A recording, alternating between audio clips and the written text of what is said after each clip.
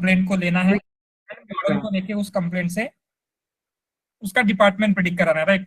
उसका जो भी डिपार्टमेंट है, उसका डिपार्टमेंट लोन हो सकता है, कार्ड हो सकता है, सर्विसेज, जो भी कुछ हमारे 5 डिपार्टमेंट थे, आउट ऑफ दोज 5 आपका एक डिपार्टमेंट हम प्रिडिक्ट करेंगे as a department that will solve problem, मतलब दैट कंप्लेंट, राइट। तो कंप्लेंट सॉल्व होने के बाद आपको क्या करना है, उस डिपार्टमेंट को उस कंप्लेंट को फॉरवर्ड करना है। एंड कंप्लेंट को फॉरवर्ड करने के लिए भी हमने क्या किया था, एक पाइपलाइन बिल्ड की थी, राइट। तो पाइथन में एक इनबिल्ट लाइब्रेरी है, जिस लाइब्रेरी का हमने यूज किया था, उस लाइब्रेरी का क्या नेम है? यस,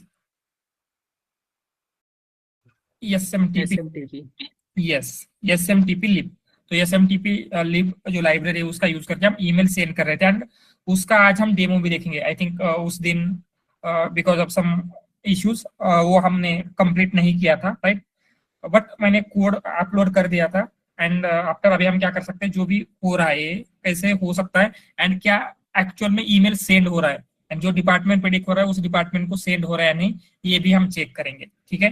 तो पहले इवेल्युएशन की पाइपलाइन देखते हैं, जो इवेल्युएशन हमने नहीं किया था, राइट। इवेल्युएशन के लिए it is a problem of, कौन सा प्रॉब्लम है? Multi class, classification. Multi class classification.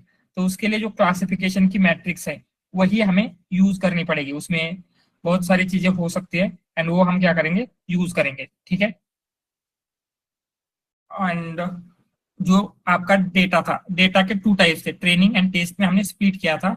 So training के डेटा के ऊपर, ट्रेन डेटा के ऊपर हमने मॉडल को ट्रेन किया है, एंड टेस्ट डेटा हमने करके रखा था, सो दैट हम आगे जाके उसका यूज कर सके फॉर टेस्टिंग पर्पज, राइट। तो अभी हम क्या करेंगे, वो जो डेटा है वो लोड हुआ है, एंड जस्ट सारी चीजें कर लेते हैं सो दैट ये टेस्टिंग में स्प्लिट हो जाएगा, ठीक है। देन नल वैल्यूज रिमूव करना है। यहाँ पे हमने नल वैल्यूज ड्रॉप कर दी थी, जो भी नल वैल्यूज है। आफ्टर दैट जो यूनिक कॉलम्स है उनमें से सिंपली मर्ज किए थे जो भी रिलेवेंट कॉलम है। एंड ये मर्ज की प्रोसेस कैसे हुई थी, आपको पता है क्या, कौन से कॉलम मर्ज करना है? After discussion with domain expert. Yes, domain expert, जो आपके हो सकता है क्लाइंट की तरफ से हो या फिर आपके कंपनी का जो भी कुछ डोमेन एक्सपर्ट है जिनको इसके बारे में नॉलेज है, उनसे डिस्कशन करने के बाद हमने ये डिसीजन लिया था, ठीक है। एंड देन जब हम यहाँ पे नम वर्ड इक्वल टू 10,000 कुछ दे रहे हैं, इसका क्या मीनिंग है?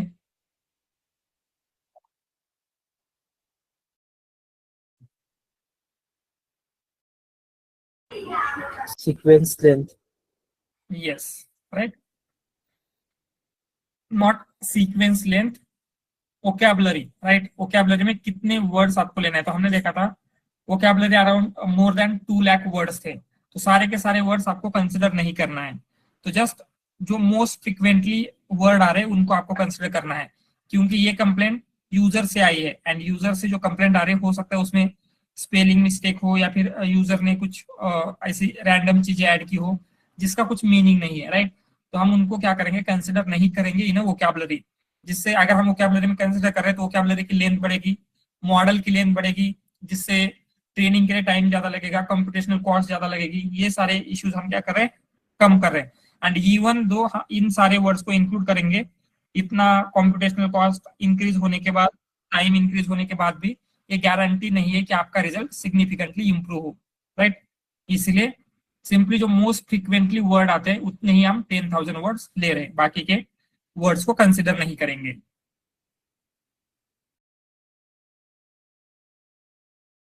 ठीक है। देन उसके बाद टोकनाइजेशन होने के बाद क्या किया था हमने, ये टेक्स्ट टू सीक्वेंस क्या करता है? आईडी असाइन करता है, input ID. Exactly, input IDs assign करेगा, जो भी आपका टेक्सचुअल डेटा है टेक्स्ट डेटा को इनपुट आईडीज में कन्वर्ट करेगा। देन हमने जो गेट डमीज लिया है यहाँ पे y equal to pd dot get dummies, ये क्या कर रहा है? One hot and yes, so जो आपका y है मतलब टारगेट टारगेट कॉलम है, इसको हमने वन हॉट एनकोडिंग में कन्वर्ट किया है। अगर हम यहाँ पे लेबल एनकोडिंग करते मतलब 1 2 3 इस तरीके से नंबर देते तो क्या प्रॉब्लम हो सकता था?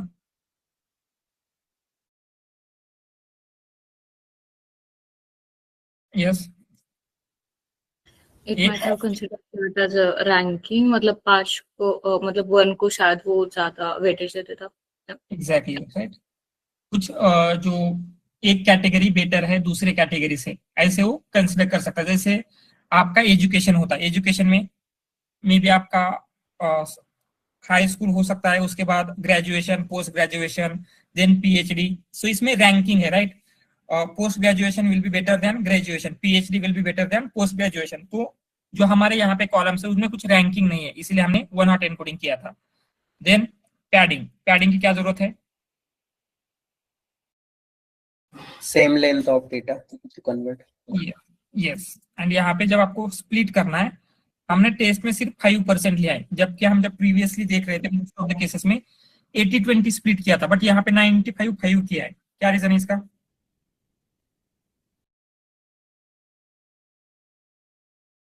Yes, We have sufficient data. Data ज्यादा था हमारे पास में, तो यस, एंड समटाइम्स ये ज्यादा डेटा था क्वेश्चन, तो मॉडल फेल होगा।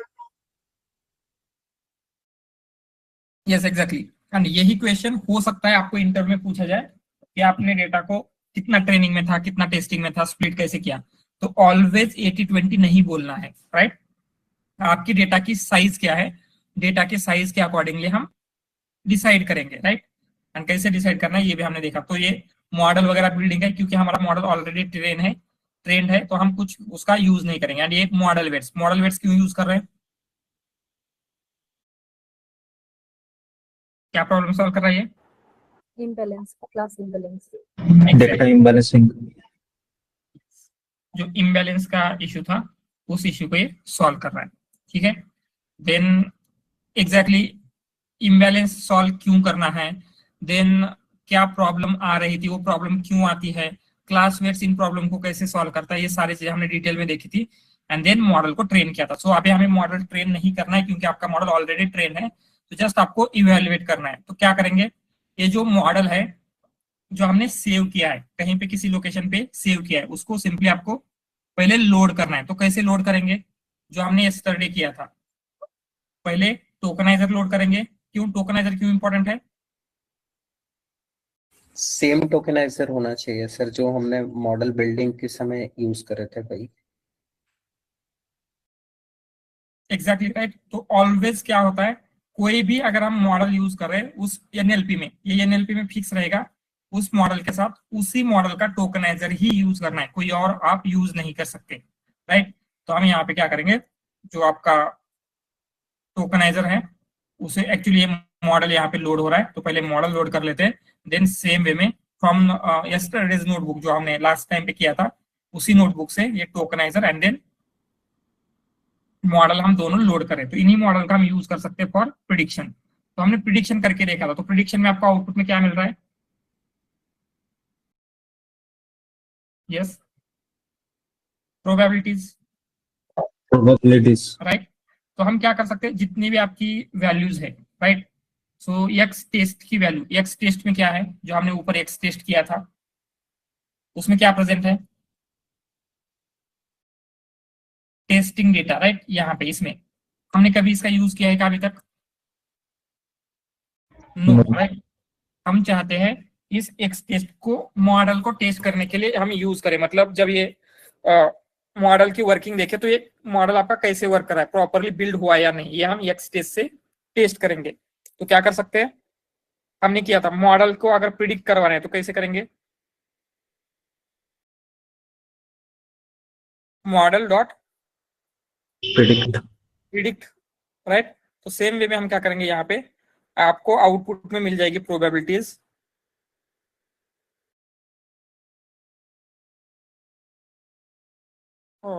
Just a minute,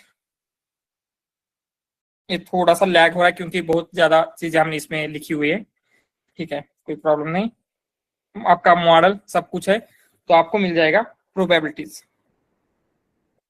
equal to model dot predict x test. तो एक्स टेस्ट देंगे तो क्या होगा, एक्स टेस्ट में जितना भी डेटा है सारे के सारे डेटा के ऊपर आपका मॉडल क्या करेगा, आपको प्रिडिक्शन देगा। एंड प्रिडिक्शन में क्या मिलने वाला है आपका आउटपुट?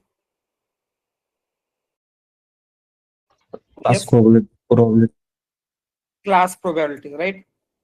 आपके पास 5 क्लासेस है, तो फॉर ईच क्लास क्या प्रोबेबिलिटी है वो आपको मिलेगा। तो अराउंड आपके आई थिंक 40,000 समथिंग यहाँ पे ये थे, राइट? 40,000 टेस्ट डेटा था, तो उसको करने के लिए अराउंड 6 मिनट का टाइम लग रहा है। Will wait for that and then आपको प्रोबेबिलिटीज मिलेगी for all the testing data. Then हम उसका कंफ्यूजन मैट्रिक्स प्लॉट करेंगे। देन मे बी जो क्लासिफिकेशन रिपोर्ट होता है उसमें प्रिसीजन क्या है, रिकॉल क्या है, उसको बेसिक लेवल पे आज अंडरस्टैंड करते हैं। देन आगे जाके आपको चेक करना है कि ये जो मेथड्स है एग्जैक्टली उनका क्या मीनिंग होता है। एक्यूरेसी कब यूज करनी है, प्रिसीजन कब यूज करना है, रिकॉल कब यूज करना है, क्लासिफिकेशन रिपोर्ट को कैसे अंडरस्टैंड करना है, all this things we will see again. क्योंकि एनएलपी की भी कुछ स्पेसिफिक मैट्रिक्स होती है, राइट? जैसे आपको लैंग्वेज ट्रांसलेशन को आइडेंटिफाई करना है या फिर उसका प्रिडिक्शन चेक करना है, मॉडल कैसे परफॉर्म कर रहा है, इवैल्यूएट करना है, तो उसके लिए कुछ ब्लू स्कोर होता है, मीटियोर स्कोर होता है। तो ये स्कोर जब हम देखने वाले हैं आगे थोड़ा सा जाके, उस टाइम पे ये मैट्रिक्स जो क्लासिफिकेशन की होते हैं उनको भी अंडरस्टैंड करना बेटर है। तो पहले ये मैट्रिक्स को हम अंडरस्टैंड करके आगे जाएंगे, बट जस्ट अभी के लिए आपका कंफ्यूजन मैट्रिक्स एंड जो क्लासिफिकेशन रिपोर्ट है उन दोनों को प्रीड करके हम देखेंगे, ठीक है? ऑल राइट, तब तक एनी क्वेश्चन ये जब तक रन हो रहा है? सर एक्यूरेसी इम्प्रूवमेंट का भी बताने वाले आप? Accuracy improvement, yes yes, and actually I will, या मैं आपको एक असाइनमेंट भी दूंगा जिसमें आपको इस डेटा पे नहीं, जो आपका मैं डेटा आपको दे देता हूँ, train data and testing data दोनों दूंगा, तो उसको आपको एक्यूरेसी इंप्रूव करके देखना है। तो क्या करने पे एक्यूरेसी इंप्रूव हो रही है, एक्यूरेसी कैसे इंप्रूव हो रही है, ऑल दिस थिंग्स आपको खुद से करके देखना है, ठीक है? सर ये प्रोबेबिलिटी है या प्रेडिक्शन है? मॉडल डॉट प्रिडिक्ट तो प्रिडिक्ट करता है ना? एग्जैक्टली प्रिडिक्ट कर रहा है, बट क्या प्रिडिक्ट कर रहा है?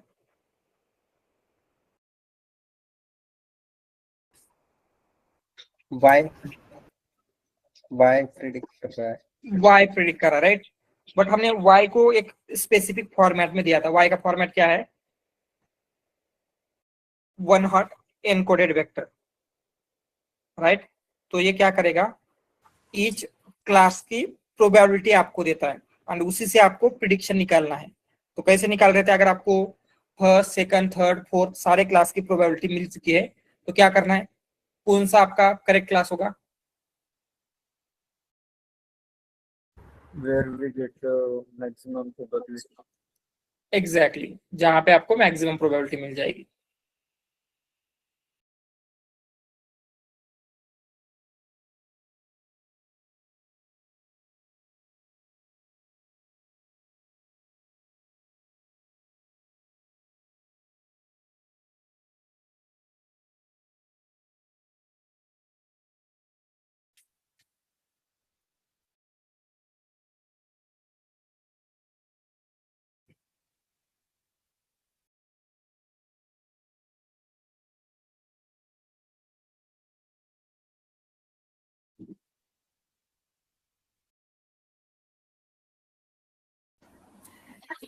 सर यस, सर टोकनाइजर में वर्ड टू टेक्स्ट और ये टेक्स्ट टू सीक्वेंस, ये दोनों में क्या डिफरेंस है? Word to, sorry, fit on word to text, text, या yes sir, sorry, fit on text. Yes, fit on text and text to sequence. तो Yes, sir. क्या होता है? यस, कोई एक्सप्लेन करना चाहेगा क्या डिफरेंस है दोनों में? किसी को आइडिया है? Fit on text से we are doing the tokenization and text to sequence से we are getting the input IDs of that tokenization. Exactly, right. तो जब हम फिट ऑन टेक्स्ट कर रहे हैं तो क्या होगा, जो भी आपका टेक्सचुअल डेटा है, ठीक है, उस टेक्सचुअल डेटा को हम टोकनाइज करते हैं। टोकनाइज मतलब उसको हम, जो होल कंप्लेंट थी, कंप्लेंट को वर्ड लेवल पे डिवाइड कर रहे हैं। वर्ड लेवल पे डिवाइड होने के बाद उसमें से जितने भी हमारे कंप्लेंट हैं, आउट ऑफ ऑल कंप्लेंट्स क्या करेंगे, यूनिक टोकन्स निकालेंगे। यूनिक टोकन्स का वोकैबुलरी बिल्ड करते हैं, राइट? एंड वोकैबुलरी में जितने भी यूनिक टोकन है, हर एक टोकन को एक इनपुट आईडी असाइन होगी। तो यहाँ पे फिट ऑन टेक्स्ट पे क्या हो रहा है, दो चीजें हो रही है, टोकनाइजेशन हो रहा है एंड देन वोकैबुलरी क्रिएट हो रही है, ठीक है। एंड देन यहाँ पे जब हम टेक्स्ट टू सीक्वेंसेस करते हैं तो क्या होगा, जो आपका टेक्सचुअल डेटा है उसे हम इनपुट आईडी से रिप्लेस कर रहे हैं, ठीक है। Yes sir. All right.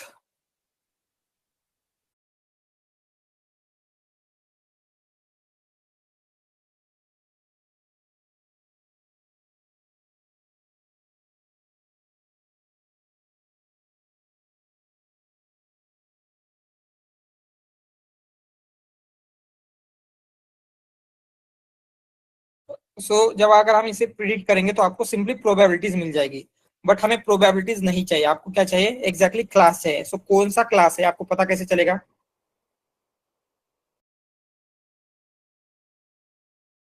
जिस भी क्लास की वैल्यू हायर यस मैक्सिमम होगी, तो मैक्सिमम वैल्यू हम कैसे निकाल सकते हैं,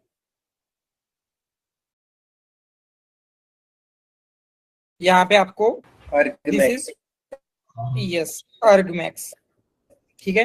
तो आपको सिंपली क्या करना है, ये जो आपको प्रोबेबिलिटीज मिली है इनको argmax करना है। तो हम क्या करेंगे, y प्रिडिक्शन, क्योंकि ये क्या है, आपके मॉडल ने इसको प्रिडिक्ट किया इसलिए हम उसको बोल रहे हैं y प्रिडिक्टेड एंड क्या करें, probability of argmax x is equal to 1। x is equal to 1 मतलब क्या है, ये इस तरीके से रो वाइज मैक्सिमम वैल्यू देखेगा, ना कि कॉलम वाइज। तो हमें कॉलम वाइज नहीं रो वाइज देखना है, राइट। तो इस तरीके से क्या होगा, अभी ये आपको प्रोबेबिलिटी मिल जाएगी। सो लेट्स सी प्रोबेबिलिटी क्या होती है,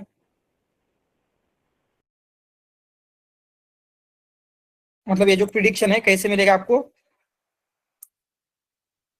कुछ इस तरीके से एग्जैक्टली कौन से इंडेक्स पे मैक्सिमम वैल्यू है, ठीक है। तो ये कुछ वाई प्रिडिक्शन, ठीक है। ये क्या दे रहा है कि एग्जैक्टली कौन से इस पे मैक्सिमम वैल्यू है, ये आपको मिल जाएगा। तो अभी उसके बाद क्या करना है, ये आने के बाद आपको प्रिडिक्शन मिल गया तो उसको आपको कंपेयर करना है with department Actual. Actual value. So actual value कहाँ पे है, ये जो एक्स टेस्ट है उसका एक्चुअल वैल्यू कहाँ पे है, वाई टेस्ट में, राइट। तो x test and y test में हमने स्प्लिट किया था, तो ये जो वाई टेस्ट है ये एक्चुअल वैल्यू होगी क्या इसकी, एंड इसी के साथ आपको क्या करना है, कंपेयर करना है।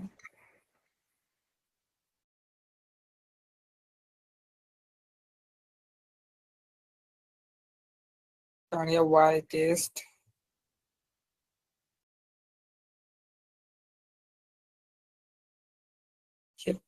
ठीक है। सो ये x test and y test में हमने कन्वर्ट किया था, तो वाई टेस्ट एक्चुअल वैल्यू है क्या इसकी, जिसमें एक्चुअल में लेबल प्रेजेंट है। एंड अगर हम वाई टेस्ट को देखेंगे तो वाई टेस्ट किस फॉर्मेट में है,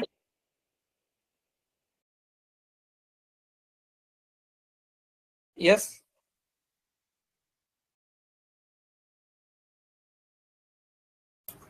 One hot encoded format. One hot encoded format, मतलब जहां पे उस क्लास की वैल्यू है वहां पे 1 है, बाकी सारी जगह पे 0 आ रहा है। तो आपको वैसे भी नहीं चाहिए वन हॉट एनकोडेड, आपको सिंपली कौन से इंडेक्स पे 1 है वो चाहिए। तो हम कैसे निकाल सकते हैं, इसको भी आर्गमैक्स कर सकते हैं क्या, डॉट आर्गमैक्स करेंगे तो कौन से इंडेक्स पे मैक्सिमम वैल्यू है ये आपको पता चल जाएगा, यस। तो हम यहाँ पे लेंगे y predicted and y actual कैसे मिल रहा है, y टेस्ट डॉट argmax, ठीक है। तो आपको यहाँ पे y एक्चुअल मिल गया, सो y predicted and y actual अभी आपको मिल गया। तो आपको क्या करना है, चेक करना है कि बाकी की जो भी मैट्रिक्स है, तो हम जनरली लॉस या फिर बाकी की जो भी चीजें करनी है हम कैसे कर रहे थे,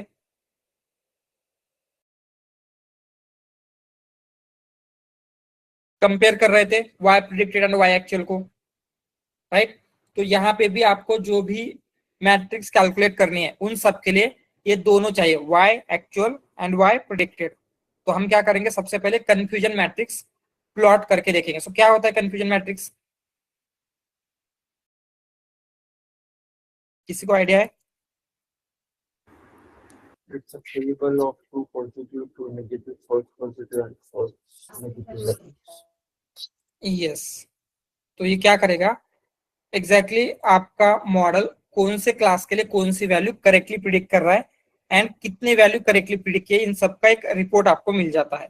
ठीक है, तो हम यहाँ पे from sklearn dot matrix classification report ले रहे, कंफ्यूजन मैट्रिक्स ले रहे, क्योंकि आपको इन दोनों को देखना है। एंड साथ में कंफ्यूजन मैट्रिक्स को प्लॉट करने के लिए कंफ्यूजन मैट्रिक्स डिस्प्ले समथिंग एक आता है, या this one confusion matrix display. ठीक है, तो first we will build confusion matrix. कैसे बिल्ड होगा, CM इक्वल टू मतलब confusion matrix equal to confusion matrix of, and इसमें हमने y actual and y predicted value दे दी। तो अगर हम इस CM को प्रिंट करते हैं कंफ्यूजन मैट्रिक्स को, it will look something like this. So इससे आपको एग्जैक्टली समझ में नहीं आएगा कि ये नंबर्स क्या रिप्रेजेंट करते हैं, बट हम क्या करेंगे जब इसको प्लॉट करके देखेंगे तो ये आपको और बेटर वे में समझ में आएगा। तो उसके लिए डिस्प्ले लेना है,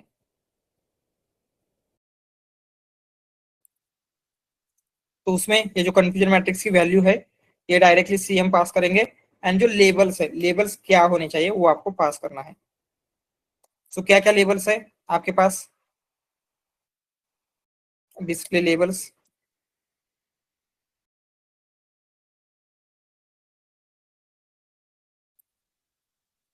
यूनिक वैल्यू ले सकते हैं, या फिर सिंपली हम क्या करेंगे वन बाय वन यहाँ पे मेंशन कर सकते हैं। लेबल्स इक्वल टू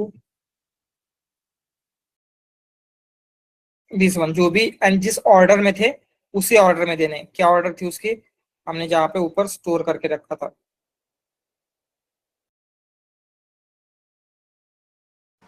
यहाँ पे y बिल्ड किया, यस वो वहां पे हमने वो जो ट्रेन पे स्प्लिट किया था ना, तो हाँ, वो हाँ। स्ट्रेटिफाई इक्वल्स टू y किया था, तो वहाँ Yes. पे वन हॉट इनकोडेड नहीं देना होता है ना, शायद से ओरिजिनली कॉलम देना होता है ना।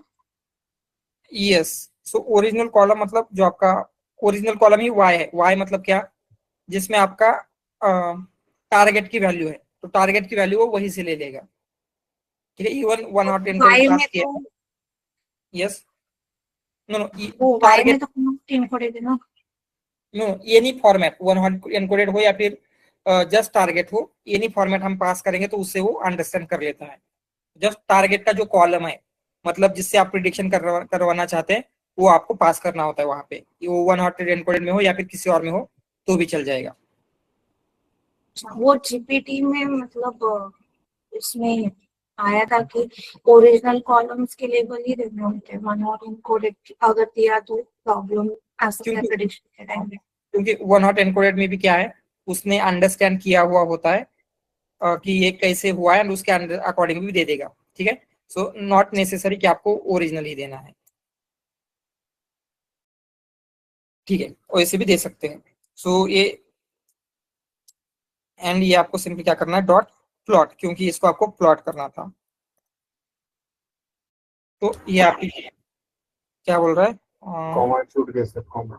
Sorry Comma in between loan and other. Loan and, yes वो लोन एंड अदर के बीच में कॉमा नहीं था। ठीक है, तो दिस इज आवर मैट्रिक्स। ठीक है, इस मैट्रिक्स को हम अंडरस्टैंड कर सकते हैं। जैसे फर्स्ट है कार्ड, मतलब ये क्या है, यहाँ पे दिख रहा है ट्रू लेबल्स, मतलब कार्ड की जब वैल्यू ट्रू थी, एंड यहाँ पे क्या है प्रिडिक्टेड लेबल्स। सो जब कार्ड ट्रू में कार्ड था तो आपके मॉडल ने उसे कार्ड ही कितने टाइम प्रिडिक्ट किया है, तो कितने टाइम किया, इतने टाइम किया है। बट एक्चुअल में जब कार्ड था तो आपके मॉडल ने 563 टाइम्स उसे प्रिडिक्ट क्या किया है, क्रेडिट रिपोर्ट, राइट। 125 टाइम्स क्या प्रिडिक्ट किया है, लोन। ये समझ में आ रहा है क्या, इसका मतलब क्या है, जब ट्रू लेबल क्रेडिट रिपोर्ट था तो आपके मॉडल ने क्रेडिट रिपोर्ट ही कितने टाइम प्रिडिक्ट किया है? This many times. So 11 times क्या प्रिडिक्ट किया है क्रेडिट रिपोर्ट को? सर्विसेज। सो ये जो कंफ्यूजन मैट्रिक्स है एग्जैक्टली कैसे है, यहाँ पे ट्रू लेवल है एंड उन ट्रू लेवल को कितने टाइम्स आपके मॉडल ने प्रिडिक्ट किया है एंड वो क्या प्रिडिक्ट किया है, ऑल दिस थिंग्स आपको यहाँ पे देखने को मिल जाएगी। ठीक है, सो आप इससे आपको एग्जैक्टली आइडिया आ जाएगा कि कहाँ पे आपका मॉडल मिस्टेक कर रहा है। ठीक है, जैसे आप यहाँ पे देखेंगे तो क्या हो रहा है, जहाँ पे क्रेडिट रिपोर्ट था 1500 टाइम्स, उसे आपका मॉडल ऑदर्स बोल रहा है। सो ये भी हो सकता है। देन और कुछ आपको यहाँ से क्लू मिल सकते हैं। ठीक है, एंड आपको और बेटर वे में अंडरस्टैंड करना है तो हम इसका क्लासिफिकेशन रिपोर्ट भी ले सकते हैं। क्लासिफिकेशन रिपोर्ट, एंड उसमें हमने क्या दिया है, y actual, y predicted, and then उसके बाद जो आपका टारगेट कॉलम था उस मतलब टारगेट नेम से वो भी आपको देना है, टारगेट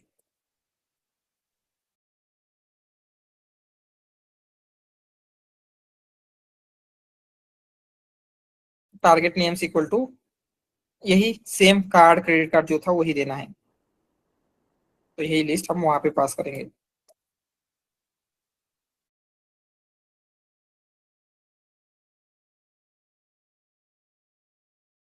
तो आपको रिपोर्ट मिल गया, तो सिंपली इस रिपोर्ट को हम प्रिंट करेंगे।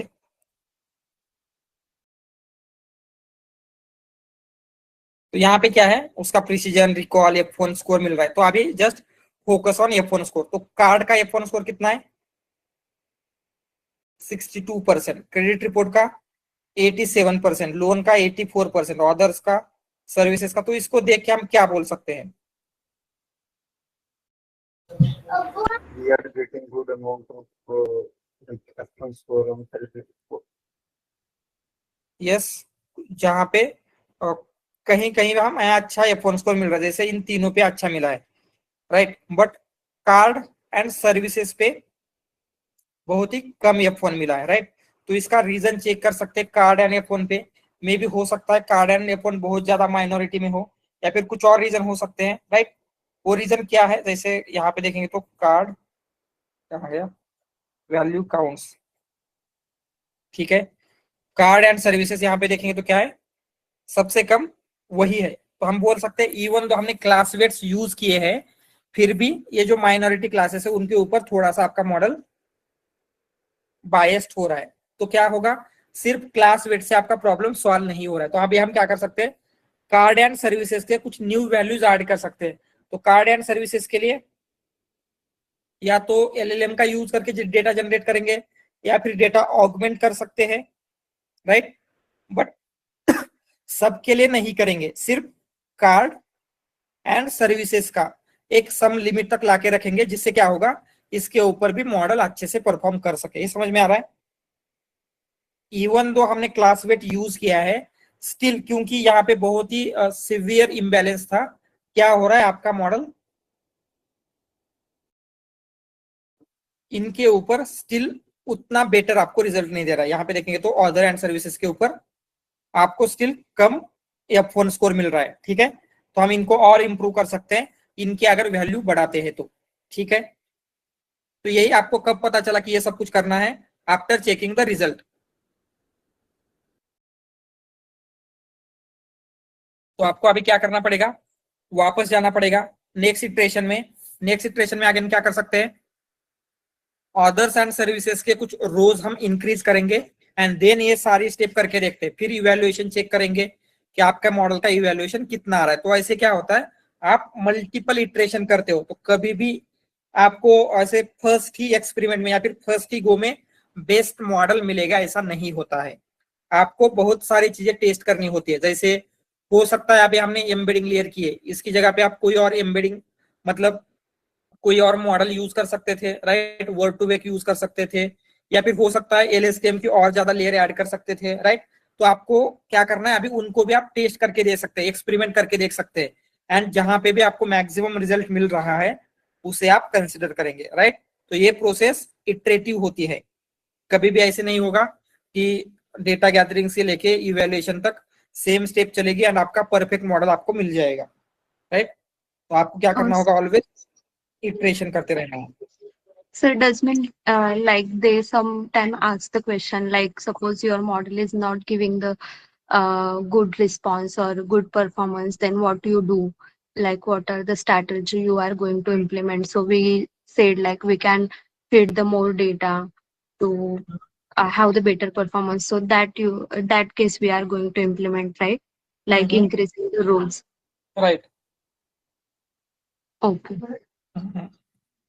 ठीक है। एंड यहाँ पे उसकी मल्टीपल वेज है, तो आप क्या क्या कर सकते हैं to improve improve performance of this model, that सारी चीजें मैं आपको एक लिस्ट बना के देता हूँ। एंड आपको क्या करना है, नॉट ऑन दिस डेटा, क्योंकि ये डेटा बहुत ही ज्यादा लार्ज है, तो आप इसके ऊपर एक्सपेरिमेंटेशन नहीं कर सकते। तो जो हमने लास्ट टाइम पे IMDb का डेटा देखा था, राइट, तो आपको क्या करना है, सबसे पहले जो हमने मॉडल बिल्ड किया था, ठीक है, मैं आपको डेटा स्प्लिट करके दूंगा, वो प्रोजेक्ट में आपको बाद में एक्सप्लेन करता हूँ, अभी नहीं, बट जस्ट अभी के लिए इतना कंसिडर कीजिए दिस वीकेंड तक, राइट। इस वीकेंड में आपका कुछ ये नहीं है, राइट, इंटरव्यू वगैरह,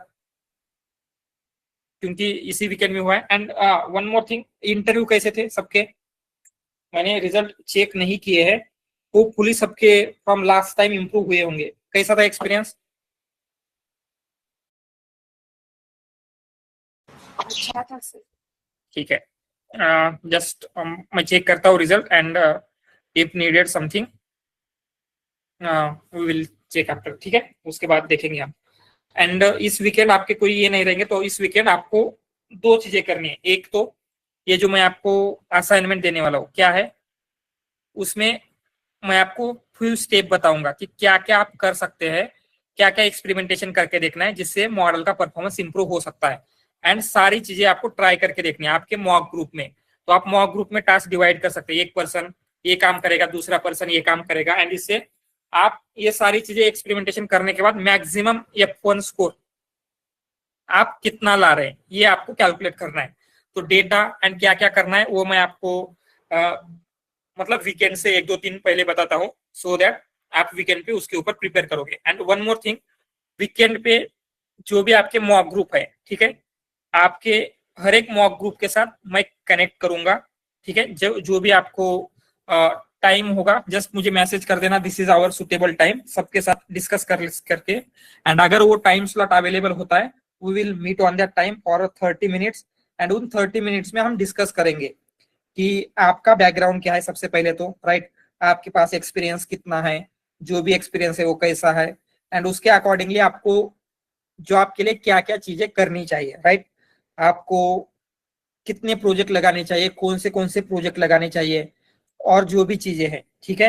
एंड उसके अकॉर्डिंगली इन अपकमिंग 1 मंथ आपको प्रिपेयर होना है, ठीक है, फॉर ऑल दीज थिंग्स। जो भी हम दिस वीकेंड डिस्कस करेंगे आपके मॉक ग्रुप में, उसके अकॉर्डिंगली नेक्स्ट 1 मंथ में आप उतने प्रोजेक्ट बिल्ड करोगे, उतना जो भी चीजें आपको करना है वो आप करोगे, and you will be ready for interviews, ठीक है।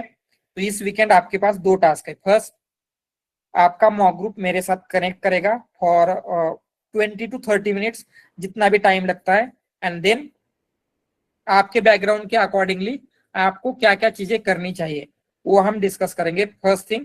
एंड सेकंड थिंग, ये जो आपका प्रोजेक्ट है, I will give you 1 data, and उस डेटा के ऊपर आपको इंप्रूवमेंट कैसे करने, सो दैट इवन आपको समझ में आएगा कि मॉडल को इंप्रूव कैसे करते हैं, ठीक है। ऑल राइट, तो ये इवैल्यूएशन का समझ में आ रहा है क्या हुआ, कैसे हुआ, ऑल दिस थिंग्स। सिंपली हमने क्या किया, आपका जो y एक्चुअल है एंड y प्रिडिक्टेड है उनका यूज करके इसके क्लासेस मतलब जो भी वैल्यू है उनको हमने प्रिडिक्ट किया है, ठीक है। एंड देन ये प्रिडिक्शन के बाद अभी के लिए हम ऐसे कंसिडर कर रहे हैं, आपने ऐसे मल्टीपल इटरेशन किए, एंड मल्टीपल इटरेशन करने के बाद क्या हुआ, आपको आपका बेस्ट परफॉर्मिंग मॉडल मिल चुका है। तो अभी के लिए हम क्या करेंगे, इसी मॉडल को बेस्ट परफॉर्मिंग मॉडल कंसिडर करेंगे। तो अभी आपको क्या करना है, उसका फाइनल इन्फरेंस पाइपलाइन बिल्ड करना है। तो कैसे कर सकते हैं, जो हमने किया था, सो आपका मेन टास्क क्या है, यूजर से जो भी कंप्लेंट आ रही है उस कंप्लेंट को क्या करना है, यस, फॉरवर्ड करना है। तो ये जो पाइपलाइन हमने ऑलरेडी देखी थी वो कैसे वर्क होगी वो जस्ट एक बार हम रिवाइज कर लेते हैं, ठीक है। एंड जो ईमेल सेंड हो रहा है क्या एक्चुअल में, वो भी चेक करेंगे। तो हमने एक कंप्लेन लिया था। एंड क्या होता है, डायरेक्टली मॉडल को हम ये कंप्लेन नहीं दे सकते, आपको क्या करना पड़ेगा, वो सारी चीजें जो हमने ट्रेनिंग के टाइम पे किया था वो इस कंप्लेंट के ऊपर परफॉर्म करना पड़ेगा। सारी स्टेप आपने प्री प्रोसेसिंग किया था, then tokenisation, converting into input IDs, padding, right. Again क्या किया था, ये सारी स्टेप्स आपको इस कंप्लेंट के ऊपर परफॉर्म करनी पड़ेगी। तो हमने क्या किया है, यहाँ पे जो आपका मॉडल है एंड टोकनाइजर है उनको लोड किया है। एंड इन्फरेंस के लिए ये जो प्री प्रोसेसिंग है, सो प्री प्रोसेस कर रहा है उसको। प्री प्रोसेस में जो भी लोअर केस क्या हुआ, क्या एरर है, अनेबल, ओके, आई थिंक इसे कनेक्ट नहीं किया गया है विथ, पहले कनेक्ट कर लेते हैं। गूगल ड्राइव से कनेक्टेड नहीं था एंड हम गूगल ड्राइव से उसको लोड कर रहे थे, तो ये एरर आ चुका है। पहले इसको कनेक्ट कर लेते हैं with Google drive.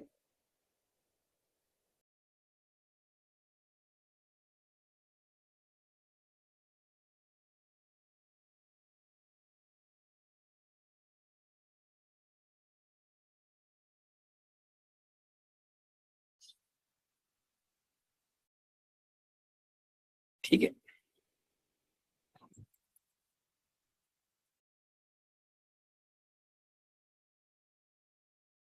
All right, then will build inference pipeline. तो यहाँ पे प्री प्रोसेसिंग कर रहा है, देन टेक्स्ट टू सीक्वेंस मतलब क्या होगा, जो आपका टेक्स्ट है वो इनपुट आईडीज में कन्वर्ट हो रहा है। देन मैक्स लेंथ 500 ही क्यों लिया है, क्या रीजन है? We want all the values of that specific line. Max length is 500, not more than क्योंकि मॉडल बिल्डिंग के समय हमने 500 लिया हुआ था सर, इसलिए। राइट राइट, क्योंकि यहाँ पे एक सिंगल कंप्लेंट है तो आपको सारे नहीं करना है। जब हम मॉडल बिल्ड कर रहे थे तो उस टाइम पे क्या था, 500 मैक्सिमम लेंथ था। तो आपके मॉडल ने क्या किया है, 500 लेंथ वाला ही सेंटेंस ऑलवेज देखा हुआ है, राइट। इसीलिए यहाँ पे भी हम उसको 500 लेंथ वाला ही सेंटेंस देने वाले हैं। तो 500 लेंथ में उसको कन्वर्ट कर रहे हैं। देन यहाँ पे पैडिंग कंप्लीट होने के बाद जो भी प्रिडिक्शन आ रहा था वो प्रिडिक्शन हम इस तरीके से निकाल रहे थे। तो ये सर्विस इसने प्रिडिक्ट किया एंड ये एक हमने फंक्शन बिल्ड किया। फंक्शन क्या बोल रहा है, जैसे हम इसमें कंप्लेंट पास करेंगे आपको आउटपुट में क्या मिलेगा, उसका डिपार्टमेंट, राइट। एंड ये जो फर्स्ट पार्ट था आपके पाइपलाइन का, दिस वन, ये हमने बिल्ड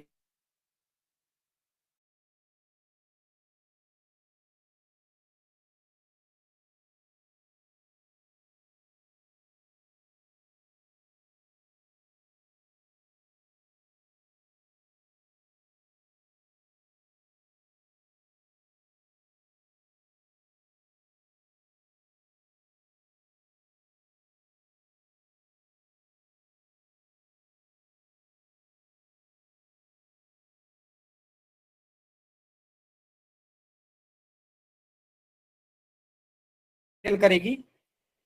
क्रेडिट रिपोर्ट का लोन के लिए इनका डिपार्टमेंट है, और ऋतुजा को ऑदर्स का डिपार्टमेंट एंड सुमित को सर्विसेज का डिपार्टमेंट है। तो जैसे कंपनी में हर एक डिपार्टमेंट वाइज है, हमने क्या किया है, हर किसी का ईमेल, उन डिपार्टमेंट का ईमेल यहाँ पे डाला है, ठीक है। एंड क्या करेंगे, send mail, server dot send mail, उसमें सेंडर्स ईमेल कौन सा रहेगा, जिस ईमेल से सेंड करना है, that will be this email, right. Then receiver email मतलब कौन रिसीव करने वाला है। इस केस में क्या होगा, जो भी आपका डिपार्टमेंट का ईमेल है। एंड कंप्लेंट में क्या है, जो भी आपकी कंप्लेंट है आपको फॉरवर्ड करनी थी, राइट। तो हम इसको अगर जैसे इस फंक्शन को रन करेंगे तो क्या होगा, उसको ईमेल सेंड हो जाना चाहिए। तो हम क्या कर सकते हैं, यहाँ पे जस्ट इतना ही नहीं, मतलब इसमें कंप्लेंट भी सेंड करेंगे जो आपका ये डिपार्टमेंट है। तो क्या होगा, कंप्लेंट के अकॉर्डिंगली ये सारी चीजें होनी चाहिए, ठीक है। सो ये लेते हैं, तो आपके पास ऑलरेडी कंप्लेंट है, ठीक है। तो हम यहाँ पे डिपार्टमेंट प्रिडिक्ट करेंगे। तो डिपार्टमेंट कैसे प्रिडिक्ट कर रहे थे हम, डिपार्टमेंट क्लासिफिकेशन में अगर कंप्लेंट देंगे तो डिपार्टमेंट प्रिडिक्ट करेगा, दैट इज सर्विसेज। एंड ये जो डिपार्टमेंट मिल रहा है हम क्या करेंगे, फॉरवर्ड कंप्लेंट में सेंड करना चाहिए।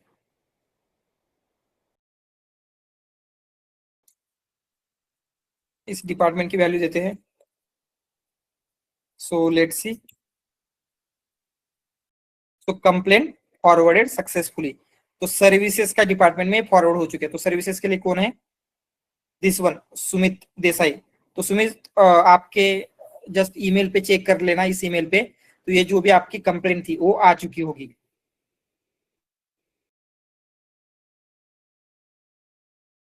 Sumit, are you there?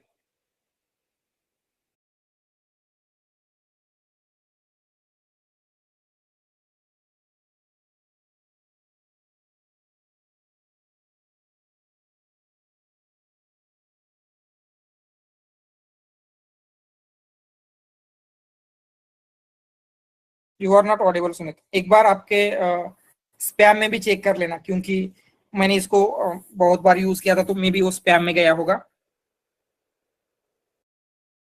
तो इज इट देयर, आ चुका है ये कंप्लेंट?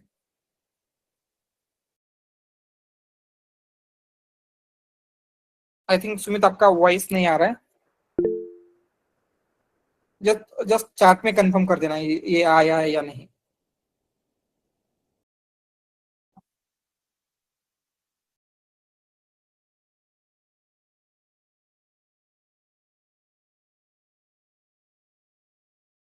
यस, ठीक है। तो उनको क्या हुआ है, कंप्लेंट फॉरवर्ड हो चुकी है। तो इसी तरीके से क्या हो रहा है, जो कंप्लीट पाइपलाइन थी, पाइपलाइन को हमने बिल्ड किया है, तो क्या होगा, कंप्लेंट आएगी, मॉडल से डिपार्टमेंट प्रिडिक्ट होगा एंड देन हम फॉरवर्ड करेंगे। तो आपको इसी तरीके से एक्सप्लेन करना है। हमने जस्ट मॉडल बिल्ड नहीं किया है, end to end pipeline build की है, ठीक है। एंड जब आप एक्सप्लेन करेंगे इस तरीके से, जिससे क्या होता है, इम्पैक्ट जाता है। जस्ट बेसिक आप एमएल रिलेटेड टर्म्स एक्सप्लेन करोगे, एलएसटीएम वगैरह वगैरह, तो उतना इम्पैक्ट नहीं जाएगा। बट इस तरीके से एंड टू एंड पाइपलाइन जब आप एक्सप्लेन करते हो, इट विल बी, मतलब आपने एक्चुअल में प्रोजेक्ट बिल्ड किया, ऐसे उनको ये होगा, ट्रस्ट होगा। एंड उसके साथ साथ इसमें जो भी क्वेश्चन आ सकते हैं, तो क्या क्वेश्चन आ सकते हैं ये भी मैं आपको गाइड करता हूँ। बट आपको क्या करना है, पहले इसकी स्टोरी बिल्ड कर लेनी है, ठीक है। जिनको भी ये एनएलपी का एक प्रोजेक्ट उनके रिज्यूम में लगाना है, तो इस प्रोजेक्ट को आप आपके रिज्यूम में शो कर सकते हैं as it is. But just आपको क्या करना है, इसकी स्टोरी थोड़ी सी चेंज करनी है। स्टोरी में क्या चेंज करना है, जैसे डेटा हमने कहां से लिया था, एक यूएस की ऑर्गेनाइजेशन थी, क्या नेम था उसका, IF समथिंग था, राइट, IFSB समथिंग। तो आपको कभी भी ऐसे नहीं बोलना है कि हमारा क्लाइंट वो था। क्यों है, क्योंकि वो यूएस की गवर्नमेंट एजेंसी है, राइट। एंड गवर्नमेंट कभी भी उनका डेटा ऐसे किसी थर्ड पार्टी को असाइन नहीं करेंगे, इसीलिए डायरेक्टली ऐसे नहीं बोलना है। तो आप क्या बोल सकते हैं, एक ई कॉमर्स की कंपनी थी, या फिर एक इंडियन बैंक था, राइट, या और क्या हो सकता है, बैंक था, ई कॉमर्स था, अगेन एनीथिंग। आपको क्या करना है, उनके डिपार्टमेंट लेने हैं। जैसे अगर बैंक होगा तो बैंकिंग के लिए तो सेम ही डिपार्टमेंट रहेंगे, बट ई कॉमर्स होगा तो क्या क्या हो सकते हैं department, instead of loan credit card हो सकता है ऑर्डर स्टेटस, रिफंड स्टेटस, ऐसे कुछ डिपार्टमेंट हो गए। तो आपको जस्ट उसको स्टोरी में उसके कन्वर्ट कर लेना है, ठीक है। एंड बाकी सारी स्टेप आप एज इट इज एक्सप्लेन करेंगे। आपको डेटा कहां से मिला था, क्लाइंट ने हिस्टोरिकल डेटा उनके सर्वर में स्टोर किया था, वहां से मिला था, राइट। देन चैलेंजेस क्या क्या है, नल वैल्यूज थी, क्लास इम्बैलेंस था, देन 18 जो यूनिक वैल्यू है मोस्टली रिलेटेड टारगेट कॉलम थे। ये सारी चीजें आप एज इट इज भी एक्सप्लेन करेंगे, नो प्रॉब्लम। बट स्टोरी में जस्ट थोड़ा सा चेंज करके आपको एक्सप्लेन करना है। सर बट रियल डिप्लॉयमेंट ऐसे नहीं होता ना, मतलब we are using some cloud services for the deployment. Yes, तो अभी तक डिप्लॉयमेंट हमने नहीं देखा है। डिप्लॉयमेंट के लिए आपको ये जो फंक्शन हमने बिल्ड किया है उसको पहले एपीआई में कन्वर्ट करना होता है। देन एपीआई को हम डॉकराइज करते हैं, कंटेनराइज करेंगे यूजिंग डॉकर। देन उस डॉकर इमेज को क्लाउड पे डिप्लॉय करते हैं। तो डिप्लॉयमेंट भी हम देखेंगे आगे with our RAG project, and इसके लिए भी डिप्लॉयमेंट की प्रोसीजर सेम रहेगी। जस्ट प्रोजेक्ट की डिटेल देखिए हमने, ये प्रोजेक्ट आप एज इट इज एक्सप्लेन कर सकते हैं विद डिप्लॉयमेंट की जो भी स्टेप्स हम आगे देखने वाले हैं, सेम इसके लिए आपको बोलना है, ठीक है। बट जो प्रोजेक्ट आपको बिल्ड करना है, हमने ऑलमोस्ट इंडस्ट्री लेवल प्रोजेक्ट, क्योंकि डेटा उसमें बहुत ज्यादा था, इसमें क्या प्रॉब्लम आ सकते हैं, सारे प्रॉब्लम्स हमने देखे, प्रॉब्लम्स को सॉल्व किया, एंड उनके पोटेंशियल सॉल्यूशंस क्या हो सकते हैं, वही क्यों यूज करना है, ऑल द चीजें हमने कवर की है। यस अभी सर समटाइम्स हमें जैसे अभी हमने एक इनपुट फीचर सिंगल लिए हैं, अगर हमें 2 इनपुट फीचर को एक साथ प्रोसेस करना हो तब हम कर सकते हैं क्या? यस कर सकते हैं, ठीक है। उसके जैसे मल्टीपल वेज है, इट इज पॉसिबल, उनको मर्ज करके कर सकते हैं या फिर सेपरेटली कर सकते हैं, that is also possible. But यहाँ पे हमारे यूज केस के लिए सिर्फ 2 ही कॉलम नेसेसरी थे, जो आपकी कंप्लेंट है एंड देन उसका डिपार्टमेंट, तो वो 2 ही हमने रखे थे, वो यूज केस के अकॉर्डिंगली वेरी होगा। यस शुभम। सर अगर हम मॉडल डिप्लॉय करते हैं प्रोडक्शन में एंड आफ्टर हम्म। डिप्लॉयमेंट अगर मॉडल एक्यूरेसी डिक्रीज होती है राइट तो राइट, उस केस में हमें एग्जैक्टली क्या क्या करना चाहिए? मॉडल आपको पहले तो डेटा को चेक करना चाहिए कि डेटा चेंज हो सकता है। समटाइम्स क्या होगा, अभी ऐसे कंसिडर कर सकते हैं कि अभी आपका जो काम चल रहा है ओनली यूएस में चल रहा है, देन आपने क्या किया, आपका जो होल वर्किंग है आपने इंडिया में भी आपको एक्सपांड किया है, तो अभी इंडिया से भी कंप्लेंट आनी शुरू हो गई, तो इंडिया की कंप्लेंट यूएस की कंप्लेंट से डिफरेंट हो सकती है, राइट। ऐसा कुछ चेंज हुआ होगा जिसकी वजह से क्या होगा, आपका मॉडल की परफॉर्मेंस खराब हो सकती है, तो आपको क्या करना पड़ेगा, जो न्यू डेटा है उस न्यू डेटा के ऊपर मॉडल को फिर से ट्रेन करना पड़ेगा, सो मॉडल को रीट्रेन कर सकते हैं, ठीक है। सर तो सर उस केस में हमें ओल्ड डेटा भी कंसीडर करना चाहिए जब रिट्रेन करते हैं न्यू डेटा राइट राइट, जो न्यू डेटा आया था उसको भी कंसिडर करेंगे एंड उसी डेटा के ऊपर रिट्रेन करेंगे। ओके, रीट्रेनिंग की आप पाइपलाइन भी बिल्ड कर सकते हैं, बट जनरली आप इस यूज केस के लिए क्या बोलेंगे, हमने प्रोजेक्ट बिल्ड किया था यहाँ तक एंड देन क्लाइंट को हैंड ओवर कर दिया, उसके बाद सारी चीजें क्लाइंट ने हैंडल कर दी, ठीक है। या फिर आपको ये सारी चीजें भी बतानी है, रीट्रेनिंग वगैरह, that also you can take.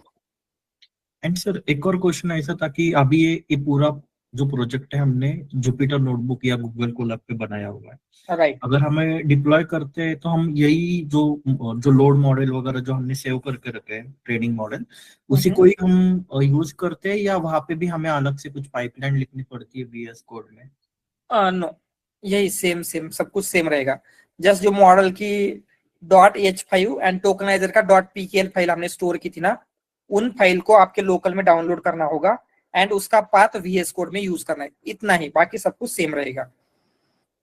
But sir उस केस में हम मतलब यूजुअली मैंने जो देखा है क्लास बना के या फंक्शन लिख के फिर से प्रॉपर पाइपलाइन बनाती है, उसकी जरूरत नहीं पड़ेगी ना हमें?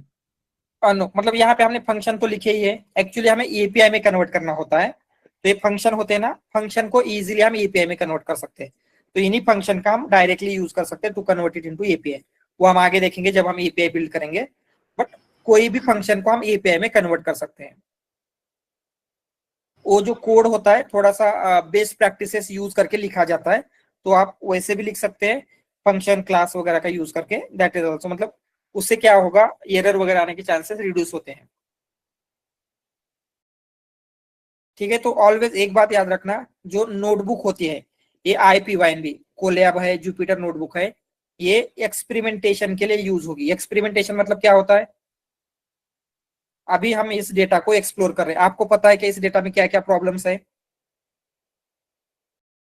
नो राइट, आपको पता है क्या मॉडल कौन सा बेटर रिजल्ट देगा, LSTM GRU, we don't know right.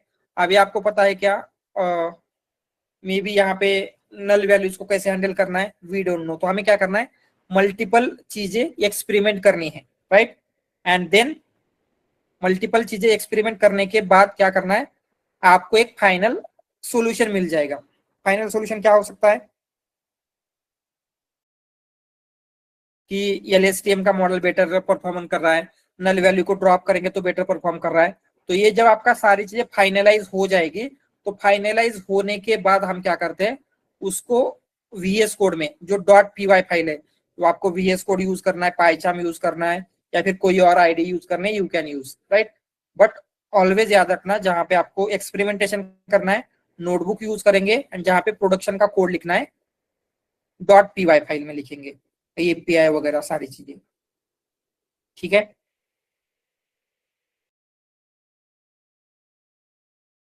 All right, and then अभी अभी हम क्या करेंगे, आगे जाएंगे, जो लैंगचेन है और रैग है, इन सारी चीजों को डिटेल में देखेंगे, उसको इम्प्रूव कैसे करना है, इम्प्रूव करके देखेंगे। देन उसका एक प्रोजेक्ट होगा, देन उस प्रोजेक्ट को हम डिप्लॉय करके देखेंगे। डिप्लॉयमेंट के लिए API चाहिए, फास्ट API का यूज करके API लिखेंगे, डॉकर देखेंगे, डिप्लॉय करके देखेंगे। सो होल थिंग आप इस प्रोजेक्ट के लिए भी वहां पे एक्सप्लेन कर सकते हैं डिप्लॉयमेंट का, ठीक है।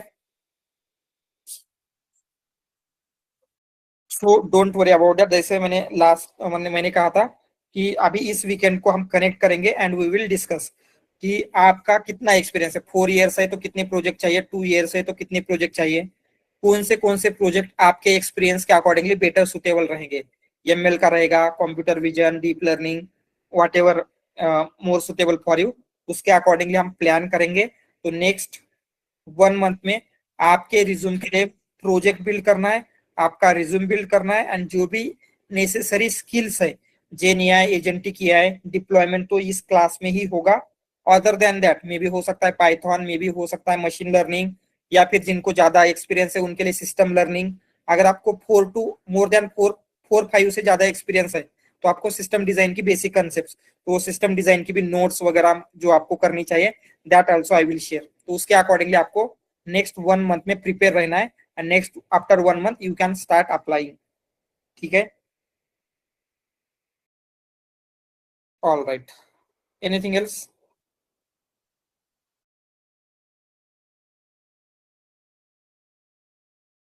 ओके, तो अभी हमें क्या करना है, सो नेक्स्ट इस वीकेंड से 1-2 दिन पहले, थर्सडे या फिर फ्राइडे को, ये जो प्रोजेक्ट की डिटेल मैंने कहा था, वो प्रोजेक्ट, उसकी लिस्ट, आपको क्या क्या वहां पे एक्सपेरिमेंटेशन करना है, उसका डेटा, एंड उसकी एक शीट मैं आपके साथ शेयर करूंगा जिसमें आपको आपका मैक्सिमम स्कोर अपडेट करना है। ऑल दिस थिंग्स मैं उसी दिन आपको एक्सप्लेन करता हूँ, बट इस वीकेंड में आपको उसके ऊपर फोकस करना है, ठीक है।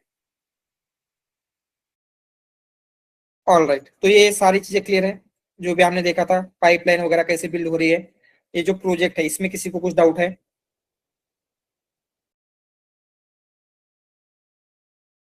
Sir, how to improve the accuracy of this model which we got?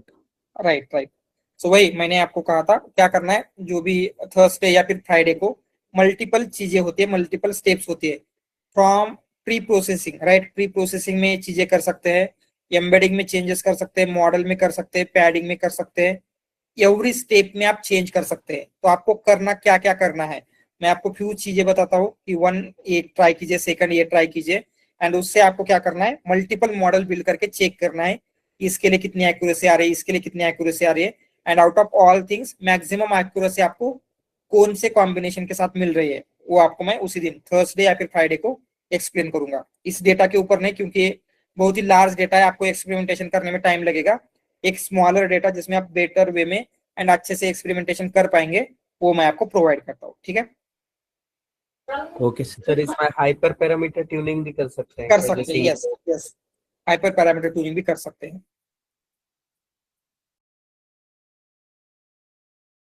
All right,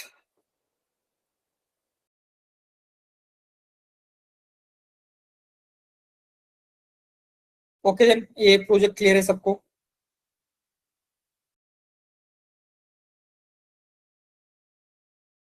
all right, तो हमने जो फाउंडेशन चाहिए था आपको, राइट, फाउंडेशन अभी तक कंप्लीट किया, फाउंडेशन के बारे में हमने सारी चीजें देखी है। तो अभी हमें ट्रांजिशन करना है टुवर्ड्स जेएनआई, बट उससे पहले हमें थोड़ी सी हिस्ट्री अंडरस्टैंड करनी होगी कि यहाँ तक हम कैसे पहुंचे, क्या क्या चीजें हैं, कौन सी चीजें हैं आपको हेल्प कर रही थी, राइट। तो थोड़ा सा हिस्ट्री देख लेते हैं, हिस्ट्री ऑफ एनएलपी, ठीक है।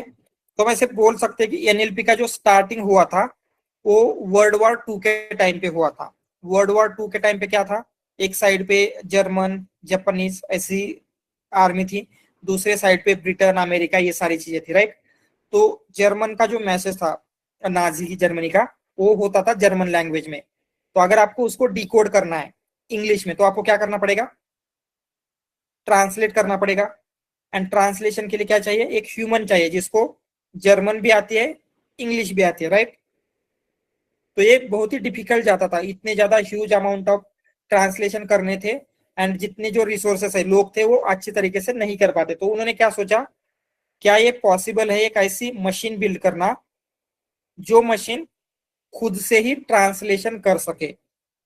ट्रांसलेशन मतलब उसको जब हम जर्मन टेक्स्ट पास करेंगे, वो आपको आउटपुट में क्या देना चाहिए, उसका इंग्लिश ट्रांसलेशन, ठीक है। एंड हम ऐसे बोल सकते हैं कि ये जो आइडिया थी वर्ल्ड वॉर 2 के टाइम पे, इसी को हम as a beginning of NLP, natural language processing consider कर सकते हैं, ठीक है। तो स्टार्टिंग में क्या था, ये जो एनएलपी थी मोस्टली रूल बेस्ड थी, 1950 से लेके 1980 तक। सो ये क्या था, सिंपल रूल बेस्ड था। रूल बेस्ड मतलब उन्होंने कुछ रूल्स लिखे थे, जैसे वर्ड्स वगैरह थे, जैसे अगर ये वर्ड आ रहा है तो उसका इंग्लिश में ट्रांसलेशन क्या होगा, दूसरे वर्ड का ट्रांसलेशन क्या होगा, देन उसका सिंटैक्स मैपिंग वगैरह, बट रूल बेस्ड था। रूल बेस्ड का क्या डिसएडवांटेजेस है, if any new data comes and it is not under that rule, so it will skip. Exactly. And languages को हम रूल में बाउंड नहीं कर सकते। जैसे हमने फर्स्ट डे पे देखा था, नेचुरल लैंग्वेज में क्या होता है, कोई रूल्स नहीं होते, राइट। एक ही वर्ड के मल्टीपल मीनिंग हो सकते हैं कॉन्टेक्स्ट के अकॉर्डिंगली। तो सिर्फ रूल से क्या है, ये चीजें अंडरस्टैंड करना पॉसिबल नहीं है। तो आफ्टर 1980s क्या हो रहा था, मशीन लर्निंग ज्यादा पॉपुलर हो रहा था, राइट। जैसे एसवीएम, नाइव बेज, इस टाइप के एल्गोरिदम्स थे। तो उन एल्गोरिदम का यूज करके, जो statistical and machine learning based algorithm है, उनका यूज करके क्या हुआ, हम 2000 तक बोल सकते हैं मशीन लर्निंग, यहाँ पे लिखेंगे statistical and ML machine learning का जो बेसिक एल्गोरिदम है, उनका यूज करके उन्होंने बिल्ड करने का ट्राई किया एनएलपी का। तो एंड उसमें भी उनको कुछ लेवल तक चीजें हुई, जैसे क्लासिफिकेशन वगैरह होता था, बट अगेन वहां पे मीनिंग, ये सारी चीजें कैप्चर नहीं हो रही थी, ठीक है। देन इसी के साथ साथ क्या हुआ, 1987 में आरएनएन इन्वेंट हुआ, recurrent neural network. Recurrent neural network में क्या है मेन, इसका ये, इसमें हम क्या कर सकते हैं, टेक्सचुअल डेटा जो कि एनएलपी का था, उसे हम प्रोसेस कर पा रहे थे, ठीक है। स्टिल आरएनएन में मेन प्रॉब्लम क्या था, drawback, cannot learn long term efficiency. Long term, right. Sentence अगर लॉन्ग टर्म होते तो अंडरस्टैंड नहीं हो पाता था। तो इसी को सॉल्व करने के लिए 1997 में क्या हुआ, एलएसटीएम इंट्रोड्यूस हुआ, ऑल राइट। बट इस टाइम पे क्या था, जो आपके कंप्यूटर्स है उतने पावरफुल नहीं है। एंड हमने देखा था अगर आपको एलएसटीएम का मॉडल ट्रेन करना है तो उसके लिए हाई कंप्यूटेशनल पावर चाहिए, डेटा भी बहुत ज्यादा चाहिए, राइट। तो आपके पास उस टाइम पे उतना ज्यादा डेटा भी अवेलेबल नहीं है एंड कंप्यूटेशनल पावर भी अवेलेबल नहीं है। तो उस टाइम पे कंप्यूटर की रैम फ्यू एमबी में होती थी, 2 MB, 5 MB, 8 MB। तो उतने रैम में मॉडल ट्रेन करना एलएसटीएम का बहुत ही डिफिकल्ट होता था, इसीलिए इसको स्टार्टिंग में उतना ज्यादा सक्सेस नहीं मिला। व्हाई, उनके पास डेटा अवेलेबल नहीं है, उनके पास उतने कंप्यूटेशनल रिसोर्सेस भी अवेलेबल नहीं थे, ठीक है। बट जैसे जैसे हम आगे आए 2010s में आए, राइट, आफ्टर 2006 बोल सकते हैं, सबसे पहले वहां पे क्या हुआ, जीपीयू का इन्वेंशन हुआ। What is GPU, graphical processing unit, right. So ये स्टार्ट हुआ था फॉर गेमिंग, जो गेम्स खेले जाते हैं वहां पे ग्राफिक्स को आपको रेंडर करना होता है, राइट। हाई रिजोल्यूशन के ग्राफिक को रेंडर करने के लिए पैरेलल प्रोसेसिंग चाहिए होती है, तो उसके लिए गेमिंग के लिए जीपीयू का यूज हुआ था। बट जो एमएल के लोग थे, जैसे फेमस पीपल जैसे जॉफ्री हिंटन वगैरह, उन्होंने ये नोटिस किया कि जो जीपीयू की कैपेबिलिटी है पैरेलल प्रोसेसिंग की, तो इसी को हम यूज कर सकते हैं for training of machine learning and deep learning model. तो फर्स्ट स्टेप हुई कि जो आपका कंप्यूटेशनल लिमिटेशन था वो सॉल्व हो गया बिकॉज ऑफ जीपीयू इन्वेंट हुआ है, right. And then second thing क्या हुई, जो इंटरनेट का पेनिट्रेशन है वो बहुत ज्यादा हो गया 2010 में। जैसे सोशल मीडिया इन्वेंट हुआ, सोशल मीडिया में क्या है, फेसबुक आया, ट्विटर आया, Reddit, other things, then news articles, इसकी वजह से डेटा भी बहुत ज्यादा अमाउंट में अवेलेबल होने लगा। तो जो मेन प्रॉब्लम आ रहे थे अभी तक आपको, वो दोनों यहाँ पे सॉल्व हो रहे क्या 2010 के बाद, डेटा एंड जीपीयू के बाद computational resources. Yes Yes, sir. Right. And then क्या था, अभी तक जो भी आपको करना है, जैसे आपका टास्क है एनीथिंग, आपको सेंटिमेंट एनालिसिस करना है तो आपको एक खुद का सेंटिमेंट एनालिसिस का मॉडल ट्रेन करना पड़ता। एंड अगर आप सारी चीजें स्क्रैच से कर रहे हैं तो आपको डेटा गैदर करना है, उसको प्री प्रोसेस करना है, तो टाइम ज्यादा लगेगा, उसके लिए रिसोर्सेस ज्यादा लगेंगे, computational resources as well as human resources. तो ये प्रोसेस बहुत ही कॉस्टली होती थी। व्हाई? क्योंकि सारी चीजें आप मैन्युअली बिल्ड करते थे। तो ये सॉल्व हुआ इन 2013। 2013 में एक एलेक्सनेट नाम का एक नेटवर्क ये हुआ। एलेक्सनेट क्या है, एक कंप्यूटर विजन का था। कंप्यूटर विजन मतलब क्या होता है,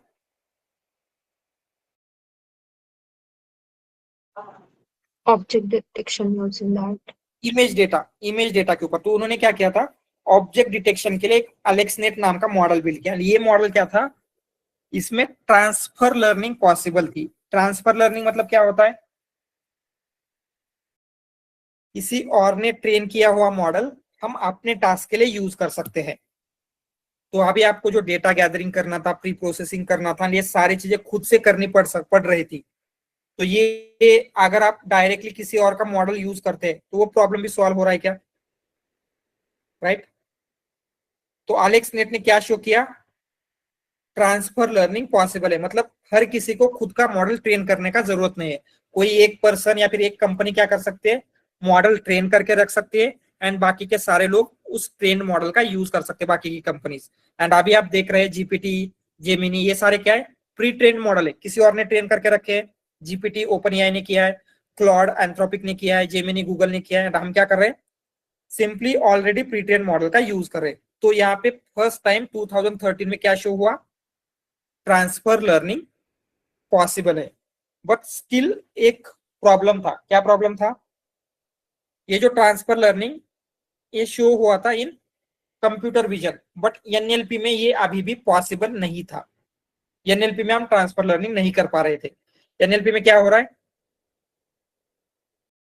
आपको खुद का मॉडल अभी भी ट्रेन करना पड़ रहा है, ठीक है। एंड 2013 में ही एक और पेपर लॉन्च हुआ था, दैट वाज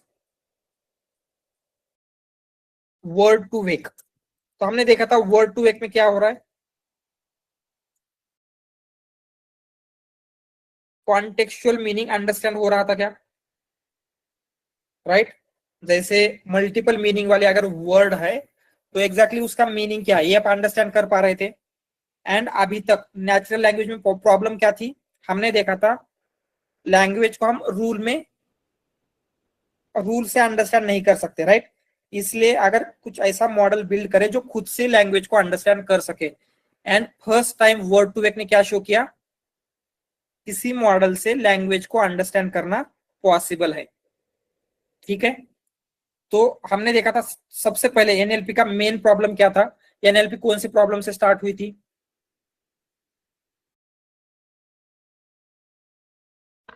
Rule based. मतलब प्रॉब्लम क्या था, कौन सा प्रॉब्लम सॉल्व करना चाहते थे 1950s में, वर्ल्ड वॉर 2 के टाइम पे, Translation. Right, translation. सो हम उसको बोलेंगे मशीन ट्रांसलेशन, ठीक है। इस प्रॉब्लम को हमें मेन सॉल्व करना है। एंड मशीन ट्रांसलेशन का एक और क्वालिटी है, what is quality, so if you remember हमने आरएनएन के टाइप देखे थे जो प्रॉब्लम के अकॉर्डिंगली हमने सेलेक्ट किया था। क्या थे types of RNN, 1 to 1, 1 to many. Yes, 1 to 1, 1 to many, Many to one, many to many. many to 1 and many to many. तो इसका क्या मीनिंग है? 1 to 1 का मीनिंग क्या है? Fixed input and fixed out. Fix input fixed output. इसका मतलब क्या है? Fixed input Fixed input and Variable. variable. यहाँ पे variable input fixed output Fixed.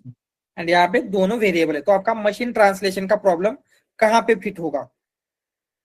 many to many में with different layers. Many to many.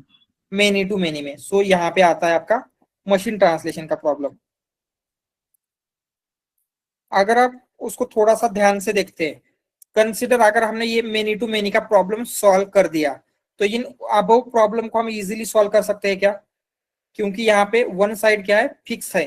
तो आपको जस्ट वेरिएबल को अगर सॉल्व करेंगे, मतलब ये मेनी टू मेनी अगर हमने अच्छी तरीके से कर लिया तो ये अबव वाले करना भी इजियर है क्या? बोल सकते हैं Yes. Yes, right. तो इसी की वजह से क्या हुआ, हर कंपनी ने अभी सिर्फ एक प्रॉब्लम पे फोकस किया, that is machine translation. And इसी प्रॉब्लम को सीक्वेंस टू सीक्वेंस भी कहा जाता है। Why sequence to sequence? जैसे यहाँ पे मेनी टू मेनी, मतलब मेनी क्या है? यहाँ पे इनपुट भी सीक्वेंस है, आउटपुट भी सीक्वेंस है, राइट। सीक्वेंस टू सीक्वेंस समझ में आ रहा है? सो इसको अभी हम मेनी टू मेनी नहीं बोलेंगे, बोलेंगे सीक्वेंस टू सीक्वेंस। इनपुट भी सीक्वेंस, आउटपुट भी सीक्वेंस, ठीक है। तो एवरी कंपनी, एवरी यूनिवर्सिटी, सबने फोकस किया मशीन ट्रांसलेशन के ऊपर आफ्टर 2013। व्हाई? 2013 में दो चीजें हुई थी। एक तो AlexNet पेपर आया था जिसने मशीन लर्निंग के ऊपर सबका फोकस अट्रैक्ट किया था। जैसे ChatGPT ने क्या किया, जनरेटिव एआई के ऊपर फोकस किया था, राइट। तो उस टाइम पे machine learning, deep learning field के ऊपर फोकस किसने अट्रैक्ट किया? दिस AlexNet ने। एंड उसके साथ साथ Word2Vec ने ये शो भी किया कि NLP को अंडरस्टैंड करना भी पॉसिबल है। तो हर कंपनी अभी क्या चाहती है? एक मशीन ट्रांसलेशन का एक ऐसा मॉडल बिल्ड करना जो एक लैंग्वेज से दूसरी लैंग्वेज में ट्रांसलेट कर सकता है। एंड इसके लिए क्या हुआ, हर कंपनी में रेस स्टार्ट हो गई। तो कौन सी कंपनीज थी उसमें? यूनिवर्सिटीज थी, जैसे जर्मन यूनिवर्सिटी, अमेरिकन यूनिवर्सिटीज है, देन गूगल है, माइक्रोसॉफ्ट है, देन न्यूली कुछ कंपनीज आई थी जैसे ओपन एआई न्यूली लॉन्च हुई थी 2017 में। तो इन सारी कंपनी के बीच में एक रेस स्टार्ट हो गई, ठीक है। वो क्या चाहते हैं? एक ऐसा मॉडल बिल्ड करना जो मशीन ट्रांसलेशन कर सके, ठीक है। तो इसी के लिए सबसे पहले 2014 में आया गूगल। गूगल ने क्या किया, उनका एक मॉडल लॉन्च किया, दैट इज एनकोडर डिकोडर। एक आर्किटेक्चर है एक्चुअली है एनकोडर डिकोडर। एंड इस एनकोडर डिकोडर का आर्किटेक्चर गूगल ने लॉन्च किया, गूगल। एंड उसको लीड कर रहे थे इल्या सत्स्केवर नाम के एक साइंटिस्ट थे। उन्होंने ही आगे जाके ओपन एआई को को फाउंड किया था with Sam Altman and other, ठीक है। तो ये गूगल ने क्या किया, encoder decoder with Ilya Sutskever, ठीक है। इनके साथ क्या हुआ, एनकोडर डिकोडर आर्किटेक्चर लॉन्च किया। बट इस एनकोडर डिकोडर आर्किटेक्चर में सम, एंड हम ऐसे बोल सकते हैं कि उस टाइम का ये बेस्ट मॉडल था, 2014 का सबसे बेस्ट मॉडल एनकोडर डिकोडर था, जो बहुत ही अच्छी तरीके से लैंग्वेज ट्रांसलेट कर पा रहा था। उन्होंने फ्रेंच टू इंग्लिश किया था, ठीक है, या अच्छे से कर पा रहा था। स्टिल इसमें कुछ प्रॉब्लम थे। बट 2015 में एक जर्मन यूनिवर्सिटी में, ठीक है, एक जर्मन यूनिवर्सिटी में क्या था, एक उनका PhD का एक स्टूडेंट था, उन्होंने एक आर्किटेक्चर प्रपोज किया, दैट वाज अटेंशन मैकेनिज्म। तो अभी तक क्या हो रहा था, एनकोडर डिकोडर में भी हम क्या यूज कर रहे हैं, LSTM ही यूज कर रहे थे, ठीक है। बट जैसे ही अटेंशन मैकेनिज्म इंट्रोड्यूस हुआ 2015 में, ये बहुत ही पावरफुल था, बट इसका उसका उतना ज्यादा किसी ने यूज नहीं किया। बट गूगल का इसके ऊपर ध्यान गया एंड गूगल ने क्या किया, इन दोनों को कंबाइन किया, encoder decoder and attention mechanism, and with combination of these two encoder decoder and attention mechanism 2017 में ये हम बोल सकते हैं कि इस डोमेन का सबसे बेस्ट पेपर अभी तक का, जिसने इस होल फील्ड को रिवोल्यूशनाइज कर दिया, वो लॉन्च हुआ, एंड वो था ट्रांसफॉर्मर आर्किटेक्चर। ठीक है, एंड ट्रांसफॉर्मर आर्किटेक्चर के पेपर का नेम था attention is all you need. Attention is all you need. Why ये नेम क्यों दिया? क्योंकि प्रीवियसली हर एक जो ऑर्गेनाइजेशन है जो इस रेस में थी, वो चेक कर रहे थे कि आपको आरएनएन बेटर मिलता है, एलएसटीएम देगा, जीआरयू देगा, बाई डायरेक्शनल देगा, किसी को पता नहीं था, या फिर इवन सीएनएन वगैरह से भी ट्राई कर रहे थे। बट गूगल ने क्या शो किया, आपको इन सब की जरूरत नहीं, आपको सिर्फ ये मैकेनिज्म चाहिए, एंड इसमें इन्होंने गूगल ने इंट्रोड्यूस किया ट्रांसफॉर्मर आर्किटेक्चर। एंड आप ऐसे बोल सकते हैं कि ये अभी तक का बेस्ट आर्किटेक्चर है। जितने भी एलएलएम आपने सुने हैं, any LLM, DeepSeek, Meta के LLM, GPT, Gemini, Claude, everywhere, हर किसी में यही आर्किटेक्चर यूज होता है। ठीक है, एंड ये 2017 ने गूगल ने लॉन्च किया। तो अभी तक गूगल का मेन फोकस क्या था, क्या हो रहा है, सब लोग किसके ऊपर फोकस कर रहे हैं? Machine translation. एंड ये आर्किटेक्चर, ट्रांसफॉर्मर आर्किटेक्चर भी किस लिए बिल्ड हुआ था? ओनली मशीन ट्रांसलेशन के लिए ही।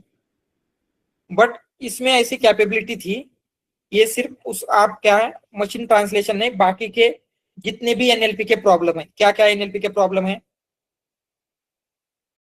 Text classification, summarization, again translation तो हो ही गया, एनईआर, राइट। तो इस ट्रांसफॉर्मर आर्किटेक्चर से एवरी एनएलपी प्रॉब्लम आप सॉल्व कर सकते थे। तो उस टाइम को गूगल को ये पता नहीं था, बट एक न्यू कंपनी क्रिएट हुई थी 2000 इसी 16 समथिंग में।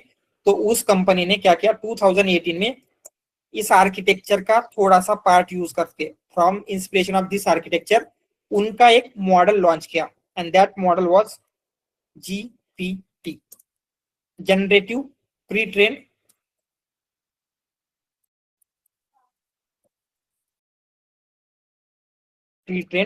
Transformer. Why transformer? Because it is built on top of transformer. Why pre-trained? क्योंकि ये pre-trained है, आपको खुद के टास्क के लिए इसका यूज कर सकते हैं। जनरेटिव क्यों? ये जनरेट करने के लिए यूज किया गया था। एंड वन मोर थिंग, 2018 में ही एक चीज हुई थी, जैसे हमने देखा था क्या हो रहा है, एलेक्स नेट ने क्या शो किया था, क्या पॉसिबल है? Transfer learning.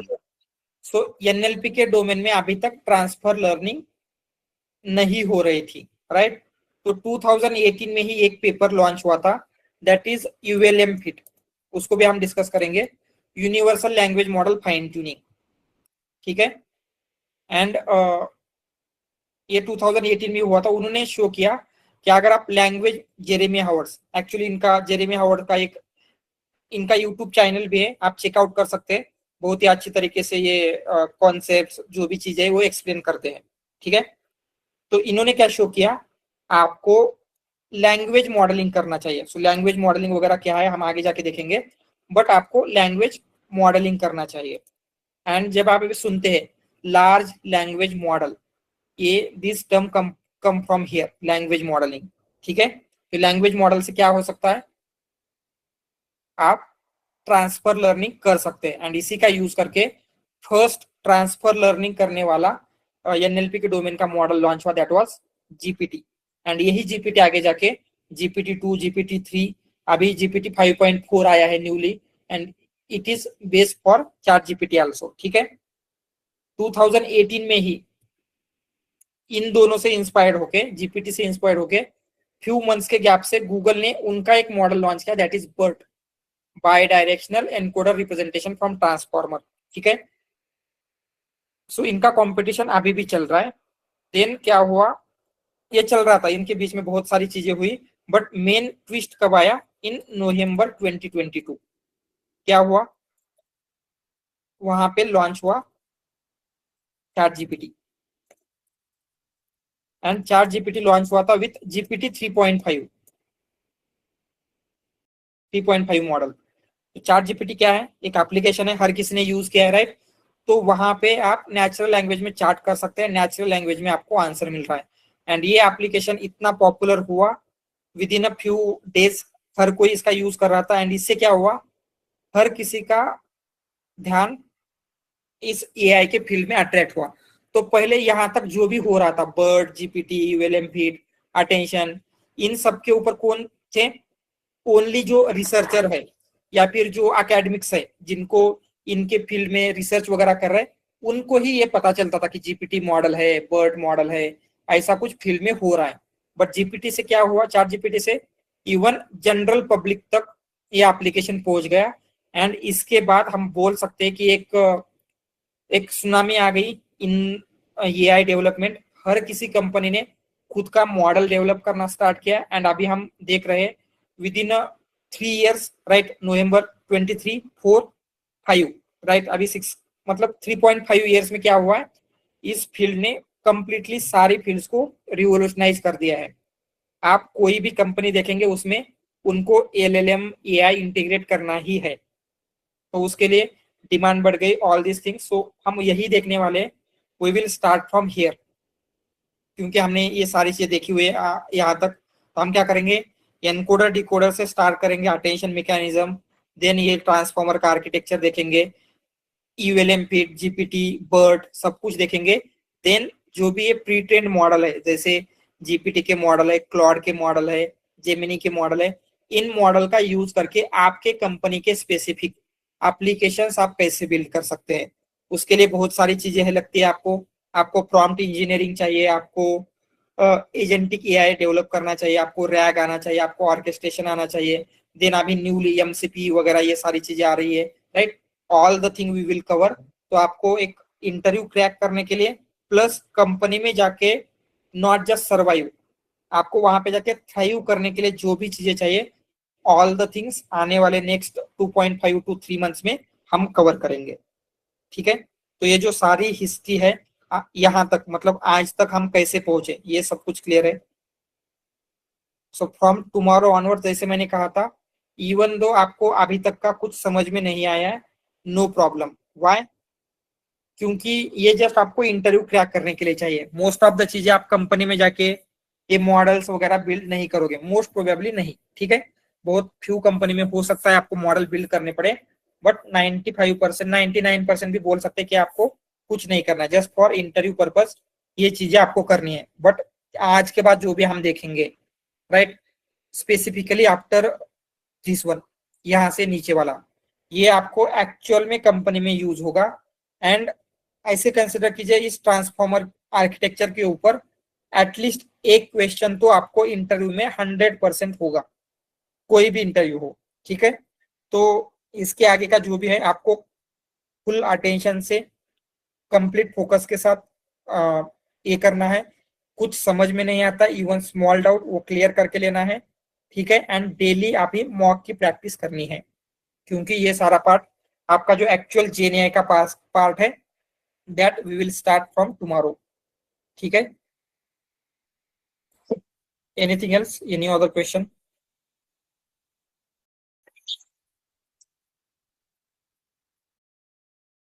सॉरी,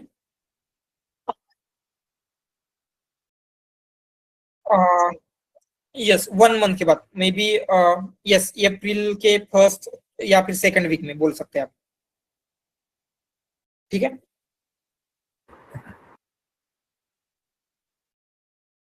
नॉट 90%, जितना आपको इंटरव्यू के लिए चाहिए होता है। एक जेएनआई का प्रोजेक्ट होगा, देन उसकी कॉन्सेप्ट वगैरह जितना आपको चाहिए वो होगा। एंड जो एडवांस कॉन्सेप्ट्स है, दो एडवांस कॉन्सेप्ट हम देखना स्टार्ट करेंगे। Sir, now I am working on the agents and the flow agents in my organization, but there is no coding. All like platform is there, Azure platform is there. Yes, so without मतलब work flow वगैरह आप build करें, right? Yeah. Actually, I'm creating the workflow for that agent based on the prompt engineering. Right, तो work flows वगैरह all the things हम build करने वाले, but no code या फिर लो कोड के टूल का मेन ड्रॉबैक क्या है, आप उसको उतने लेवल पे कस्टमाइज नहीं कर सकते या फिर उसको बहुत अच्छी लेवल पे हम इम्प्रूव नहीं कर सकते। बट जब हम कोडिंग से करते हैं तो कंट्रोल सारा आपके हाथ में होता है। तो almost her company will prefer coding, बहुत फ्यू कंपनीज है वो करेंगे, बट उनको प्रोडक्शनाइज करने में प्रॉब्लम आता है। ठीक है, सो ऑलमोस्ट वो प्रोडक्शन पे लेके जाएंगे तो उतना अच्छे से परफॉर्म नहीं करेगा या फिर आपका बिजनेस यूज केस सॉल्व नहीं होगा। तो बेस्ट मेथड्स क्या है, यूजिंग कोडिंग, तो वो भी हम देखेंगे। एंड या ठीक है, yes, so it is a good question, क्योंकि अभी हमें सब कुछ पता है कि मॉडल कैसे ट्रेन करना है, सारी चीजें पता है, बट इंडिया में स्टिल एलएलएम हम क्यों डेवलप नहीं कर पा रहे खुद का। तो इसका फ्यू मेन चीजें, first thing we know high level architecture. ठीक है, हाई लेवल पे क्या होता है, बट जब आप एक्चुअल में उसको ट्रेन करने जाते हैं तो लो लेवल पे बहुत सारी चीजें होती है। जैसे फर्स्ट होता है इंफ्रास्ट्रक्चर मैनेजमेंट। इंफ्रास्ट्रक्चर मैनेजमेंट मतलब एक सिंगल जीपीयू पे तो आप ट्रेन नहीं कर सकते, तो आपको मल्टीपल जीपीयू चाहिए, तो उसका क्लस्टर बिल्ड करना पड़ेगा, तो उस इंफ्रास्ट्रक्चर को मैनेज करना है। देन जो भी चीजें है, जैसे हम अभी तक टेंसर फ्लो वगैरह यूज करें डायरेक्टली, राइट, तो डायरेक्टली वहां पे टेंसर फ्लो यूज नहीं कर सकते, आपको सारी चीजें मैन्युअली हैंडल करनी पड़ेगी। फर्स्ट थिंग ये है कि आपको हाई लेवल का पता है, बट एलएलएम ट्रेन करने के लिए जो लो लेवल या फिर माइन्यूट डिटेल्स चाहिए वो उतनी ज्यादा पता नहीं है। एंड सेकंड थिंग है कॉस्ट। वाई, जैसे मैंने कहा था, आपको ट्रेन करने के लिए इवन एक सिंगल मॉडल के लिए आपको T4 लग रहा है, राइट। तो जब हम मेन मॉडल देखते हैं उनकी पैरामीट्रिक साइज बिलियंस होती है, एंड उसमें क्या होता है, ट्रेन करने के लिए आपको बहुत ज्यादा जीपीयू चाहिए होते हैं, एंड जीपीयू की ही कॉस्ट जैसे आई थिंक लैमा 2 या फिर ऐसा कुछ मॉडल, नॉट रिमेम्बरिंग इस नेम, उसके लिए अराउंड 200 CR कॉस्टिंग लगी थी। सो 200 CR बहुत ही हाई कॉस्ट है। तो एक इंडियन कंपनीज अगर इन्वेस्ट करती है 200 CR, उनको उतना रिटर्न ऑफ इन्वेस्टमेंट मिलने के चांसेस नहीं है, क्योंकि ये गारंटीड नहीं है कि वो ओपन एआई या फिर जेमिनी से बेटर कर सकते हैं, राइट।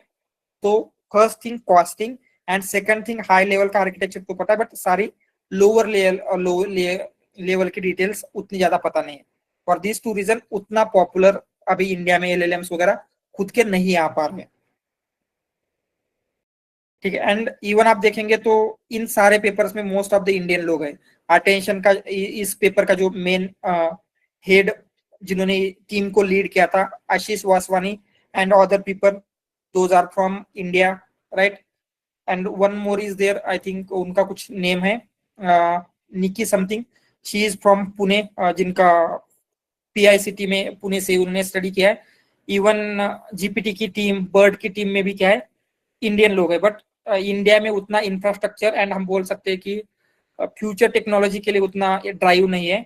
जैसे इन्फोसिस ने स्टार्टिंग में जो ओपन एआई था, ओपन एआई में $1 बिलियन का समथिंग इन्वेस्टमेंट किया था, बट जो उनकी सीनियर मैनेजमेंट है, जिनको जस्ट प्रोजेक्ट दूसरों के प्रोजेक्ट करने में ही इंटरेस्ट था, उन्होंने वो इन्वेस्टमेंट नहीं किया। Otherwise Infosys will be one of the major stakeholder in this OpenAI. So ये मेन चीजें है कि मतलब हम बोल सकते हैं कि इन्वेंशन में उतना इंटरेस्ट नहीं है, एंड वो उतना इन्वेस्ट नहीं करना चाहते जो लोग है। यही मेन रीजन है कि उतना पावरफुल अभी नहीं हो रहा है, मतलब मे बी फ्यूचर में उसके बहुत ज्यादा चांसेस है, we will see. All right, so ठीक है, तो फ्रॉम हियर ये सब कुछ हम देखना स्टार्ट करेंगे, एंड कैसे ये फील्ड इवेल्युएट हुई, देन एलएलएम को कैसे ट्रेन करते हैं, उसकी स्टेप्स वगैरह, ऑल दिस थिंग्स हम देखेंगे। ठीक है, anything else, any other questions? Hello sir.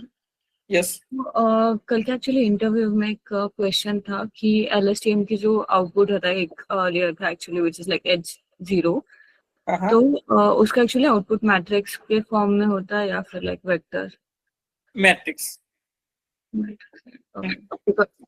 Because हमने जो पैडिंग की कंसेप्ट देखी थी वहां पे मैट्रिक्स का था, that's yes. Thank you.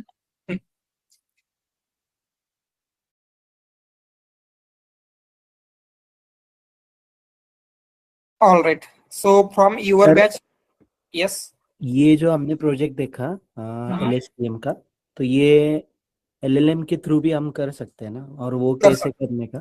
Yes yes कर सकते हैं, उसके लिए और जस्ट आप उसमें सर हिस्टोरिकल डेटा उतना इम्पोर्टेंट रहेगा जैसे नॉट हमने नीडेड, अभी? हिस्टोरिकल डेटा की जरूरत नहीं है।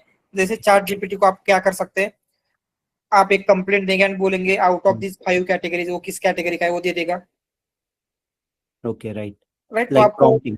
ट्रेन करने की जरूरत नहीं, ओनली प्रॉम्प्टिंग इज नीडेड। और इसमें फाइन ट्यूनिंग कैसे रहता है? एलएलएम फाइन ट्यूनिंग तो वो भी करना पड़ेगा क्या ये यूज केस नो में? No not needed, not needed. LLM fine tuning की जरूरत नहीं है, बट एलएलएम फाइन ट्यूनिंग भी हम देखेंगे आगे जाके कैसे करते हैं। उसकी कुछ मेथड्स है, पेव्ड मेथड होती है, लोरा क्यू लोरा मेथड्स है, उनका यूज करके फाइन ट्यूनिंग करना हम देखने वाले हैं। Okay sir. ऑल राइट, ठीक है। सो फ्रॉम टुमारो आपका जेएनआई का एक्चुअल पार्ट स्टार्ट होगा, एंड इसीलिए सबको ठीक से उसको अटेंड करना है and focus on mock group. बहुत सारे लोग मॉक ग्रुप अटेंड नहीं कर रहे, बट नाउ अभी आपको सारी चीजें सीरियसली करनी है। एंड इस वीकेंड पे हम कनेक्ट करेंगे, तो आपको क्या टाइम सुटेबल है सैटरडे संडे, एंड आपका एक्सपीरियंस, आपके कितने प्रोजेक्ट है, ये भी थोड़ा सा डिस्कस करके रेडी रखना। उसके accordingly we will build plan for कि आपको कितने प्रोजेक्ट लगाने चाहिए, ऑल दिस थिंग्स, ठीक है।